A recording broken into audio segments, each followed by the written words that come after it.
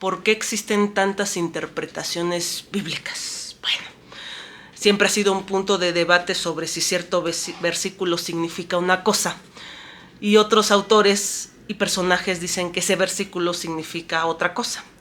Por ejemplo, un gran problema siempre ha sido que el rapto va a ser antes de la tribulación, otros dicen que durante y otros dicen que al final, y hay autores más reservados que prefieren no casarse con alguna teoría y decir que todas son posibles porque no, lo dice la Biblia. Sin embargo, yo les puedo asegurar algo: la escritura es clara, concisa y directa, y la única forma de interpretarla correctamente es con el Espíritu Santo. ¿Y por qué no la interpretamos correctamente? Por el pecado. El pecado es esa situación de ceguera que nos mantiene atados a un mundo que no es de Dios. ¿Cómo podemos entender la inspiración divina que hay en estas letras si no estamos en una relación con Él? Difícilmente lo podríamos hacer. La misma escritura nos lo dice. Para eso vamos a ir a 1 Corintios 2, 10 y 11, y dice así: pero Dios nos la reveló a nosotros por el Espíritu, porque el Espíritu todo lo escudriña, aún lo profundo de Dios. Porque ¿quién de los hombres sabe las cosas del hombre sino el Espíritu del hombre que está en él? Así tampoco nadie conoció las cosas de Dios sino el Espíritu de Dios. Entonces aquí encontramos el gran detalle para una correcta interpretación. Necesitamos el Espíritu de Dios. Y ahora bien, ¿cómo podemos hacer eso? El primer paso es aceptando el amor de Dios a través de Jesús. Es decir, primero necesitas a la salvación, la gracia de Dios en tu vida para poder dar ese primer paso. La gracia de Dios solamente se obtiene en el momento que tú entiendas que eres pecador, que eres malo y que nada puedes hacer en esta vida solo para salvarte, solo, que vives en un estado de ceguera, de mentira, de hacer las cosas por partes, de abandono, de soledad. Y en ese momento que tú reconoces tu estado verdadero, eres capaz de asimilarlo. Y de la misma forma darte cuenta que tú no lo puedes cambiar, pero Dios sí. Y en ese momento de reconocimiento es cuando justamente lo entregas. Porque entregamos ciertamente mal. Entregamos todo lo que está a nuestro alrededor, que es lo que nos causa disensión, pero no entregamos lo que nosotros somos. Y es ahí el detalle. En ese momento que tú te entregas, eres capaz entonces de asumir que Dios sí lo puede hacer en tu vida. Y ahora sí, entrar por la única puerta, que es Jesús. Jesús que murió y resucitó por todos, por amor, para poder darnos ese único camino de salvación en esta vida de tinieblas, en esta vida de esclavitud. Porque créanme, tener libertad de tomar cada fin de semana porque tu cuerpo te lo pide es mantenerte atado a tu mismo cuerpo. No poder decidir sobre las cosas realmente como debieras de decidir. Son ataduras y esclavitud que el enemigo te ha hecho creer como libertad.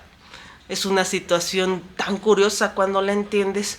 Así que si tú quieres ser libre, solamente con Dios. Ahora bien, estando justamente y entendiendo esta parte de la salvación, tenemos entonces que seguir teniendo una relación con el Espíritu Santo, ya que inclusive nosotros, teniendo parte de las Escrituras, podemos caer en errores al tener varias situaciones. Número uno, ¿cómo no tener la información completa? Como siempre les he dicho, la Biblia se lee por completo, no solo un versículo, no solo un capítulo, no solo un libro, por completo, ya que no existe contradicción en ella, existe justamente conciliación, y existe esa parte donde tú ves reflejado lo que ves aquí, allá. Posiblemente, inclusive la Biblia en algunas partes aborda el tema con una visión más compleja, pero en otro lado está en una visión más sencilla. Por eso hay que leerla por completo. Hay que recordar que también la Biblia está escrita de varias formas literarias. poesía, cartas, narrativa, historia, etc. Y en este momento nosotros tenemos que adecuarnos a la forma de escritura del lector, pero el mensaje es el mismo, créanme, es igual. En este momento estaremos abiertos al conocimiento bíblico. Un ejemplo claro es el de Apolos, que predicaba justamente hasta Juan el Bautista y no tenía la información de Jesús. Lo agarran, le dan la información y él posiblemente en ese momento sintió el cambio, porque el Espíritu le estaba hablando diciendo, esta es la verdad.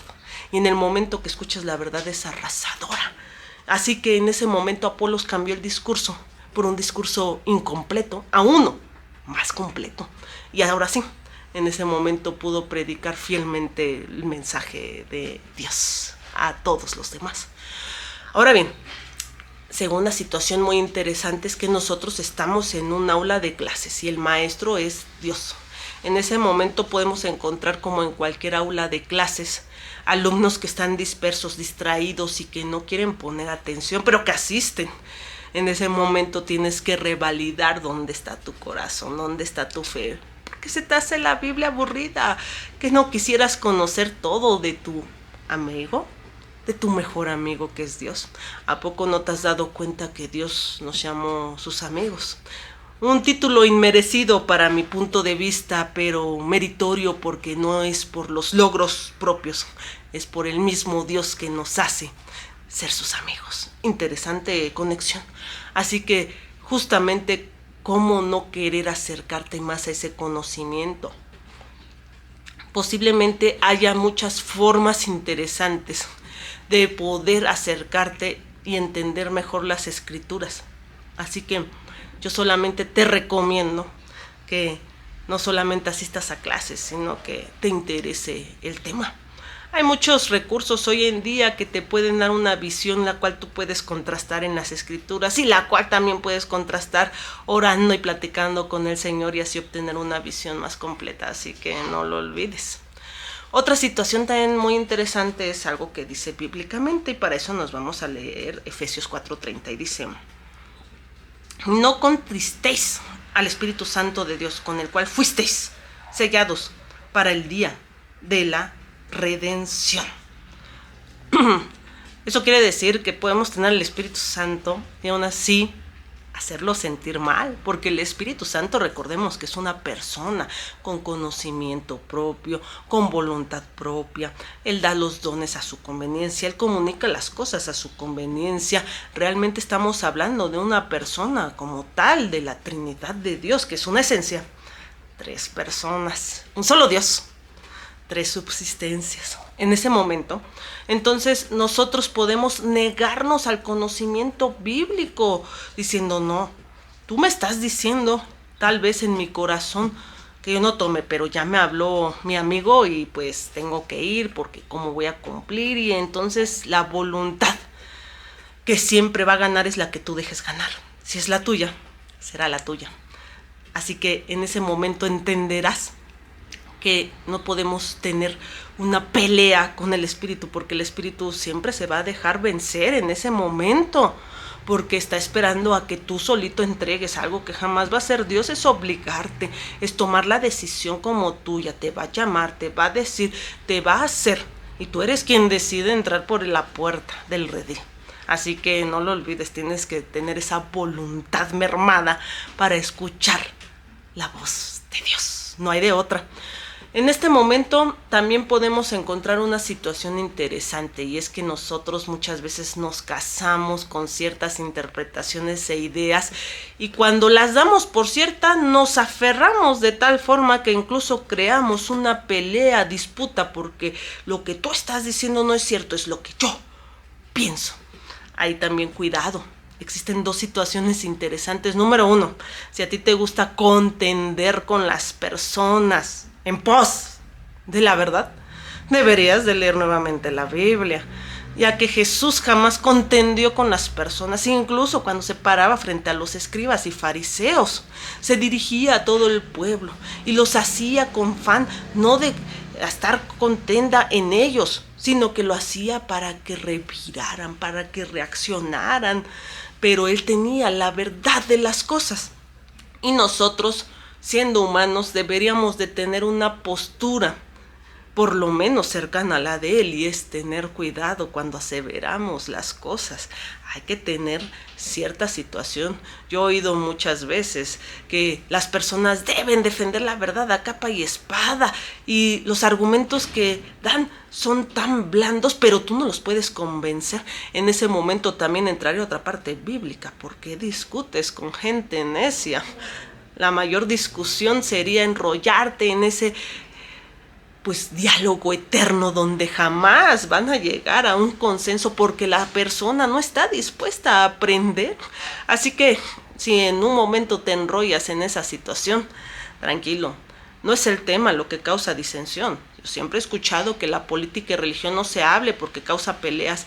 Es nuestra propia naturaleza cerrada, necia. Así que tenemos que quitar ese modo de guerra. La guerra es espiritual, no con los demás. Una situación también muy interesante es, por ejemplo, un versículo, una historia más bien, dentro de las escrituras que causa mucha contraposición. Es la de la parábola de Lázaro y el rico. Hay personas que aseguran que esto no es una parábola, sino es una realidad.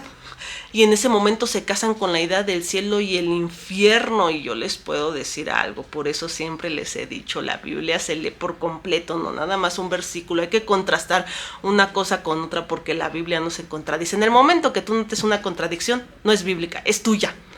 ¿Por qué? Porque, número uno, muchos defienden que la parábola está escrita con nombres y que ninguna parábola tiene nombres. Eso es una mala reseña para poder entender esa parábola. No importa si tenga nombres o no, es la forma de la escritura lo que nos da que es una parábola. Aparte, recordemos que Jesús siempre hablaba de parábolas para que la gente que entendiera y los que no, y ese conocimiento les será vedado. Entonces no vaya a ser que caigas en esa parte del conocimiento vedado. ¿Y por qué es una parábola simple? El seno de Abraham, ¿qué tan grande podría ser para albergar las almas? Número 2, dice que están tan cerca uno del otro que solamente hay un abismo. ¿En qué momento las escrituras, cuando dicen que van a hacer la resurrección, nosotros vamos a estar libres de muerte, de pecado, de odio? Entonces, qué bondad, qué situación buena habría que tú vieras a tu familiar, a tu amigo, a ese conocido con un abismo y pudieras casi tocarlo. Viendo el sufrimiento del infierno, no sería una contradicción. Es que esta parábola es un conocimiento general. Si nosotros nos alertamos en esos detalles, nos podremos perder, pero esos mismos detalles nos pueden dar la situación sobre lo que es real y no. Así que sí, la parábola justamente de Lázaro y el rico es una situación histórica que se contrapone como ejemplo a una lección básica que nos quiere decir Jesús. Así que no nos confundamos, pero si tú estás casado con que no es una parábola y que es el cielo y el infierno, cuidado. Yo siempre lo he dicho, la mejor forma de obtener conocimiento es dudando de lo que tú afirmas conocer. Ahora bien, podemos ver también un ejemplo tácito con Pablo.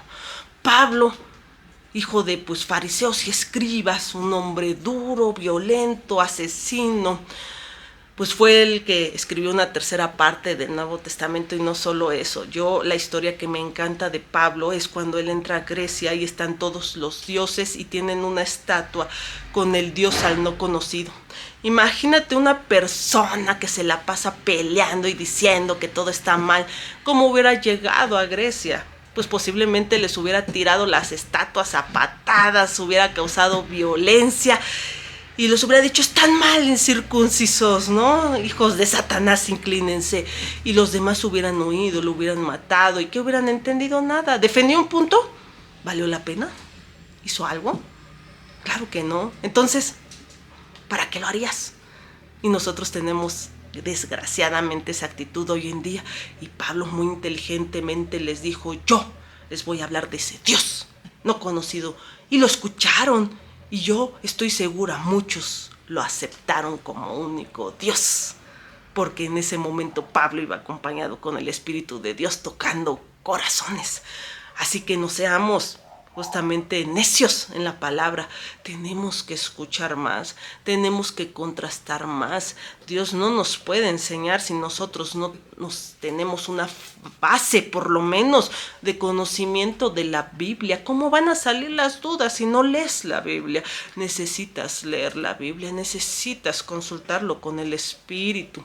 En este momento yo te invito a que primero aceptes el amor de Dios, a que empieces una relación con Dios de libertad, una relación de amor perfecto, una relación de perdón, una relación de la cual jamás querrás salir. Y créeme, no es difícil porque Dios lo hace todo en ti. La cosa es que uno se deje. Así que en este momento tú puedes decidir, acércate a la verdad. ¿A poco no te gustaría conocer la verdad de todas las cosas? Inclusive yo estoy segura que una persona que pueda leer la Biblia para debatir con los demás va a encontrar a Jesús y lo empieza a buscar. Una persona de cualquier profesión religiosa, si busca a Jesús, lo va a encontrar.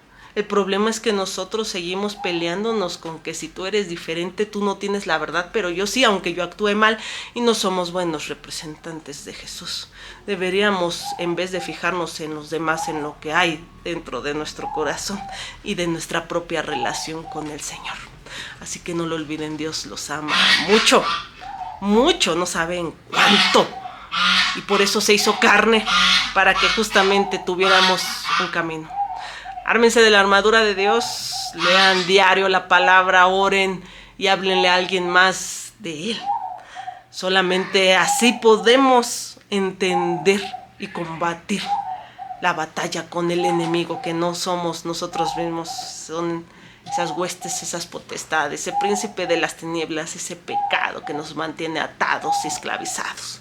No lo olvides, Dios te ama mucho, no te alejes, no corras de Él. Ni por miedo, ni por desidia, ni por nada. Oblígate. Si no quieres leer la Biblia, está bien, pero oblígate. Porque a nadie le gusta leer la Biblia y cuando empieces a leerla, va a empezar a jalar. Pero no lo dejes a un lado, empieza a leer, empieza a consultarlo, empieza a buscar información y así vas a ver cómo se empieza a abrir esa luz enorme en ti. No lo olvides, Dios te ama mucho.